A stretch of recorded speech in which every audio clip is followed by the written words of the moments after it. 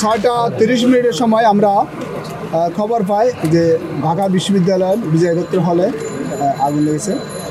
সাথে সাথে আমাদের কাছে নিকটবর্তী যে পলাশী ফায়ার স্টেশন, এখান থেকে 2টা গাড়ি আমাদের এখানে নিবারণের কাজে আসে।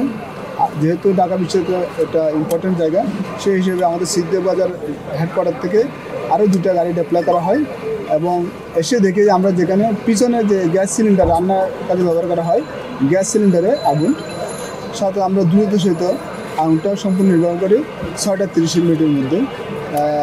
এখানে একটা ইম্পর্টেন্ট বিষয় হলো যে গ্যাস লাইন, যে গ্যাসের সিলিন্ডারে পরিবর্তন করার সময় যেহেতু ওখানে কোনো একটা লিকেজ হওয়ার সম্ভাবনা থাকে, গ্যাস বের হওয়ার একটা ঝুঁকি থাকে, পাশাপাশি রান্না কাজ চলছিল, আগুনের সংস্পর্শ হওয়ার সাথে এখানে আগুনটা ধরে যায়। সেক্ষেত্রে আমাদের পরামর্শ হলো যখন আমরা এটা যখন কানেকশন দেবো, সেক্ষেত্রে আসা যেন কোনো আগুনের সংস্পর্শ না আসে।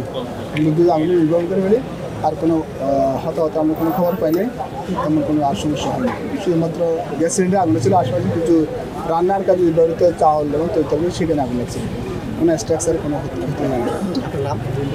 আমার নাম মোহাম্মদ এনামুল হক, আমি জোন কমান্ডার ফায়ার সার্ভিস ও সিভিল ডিফেন্স সদর জোন। প্রফেসর হলের সামনে ওয়েট করছেন।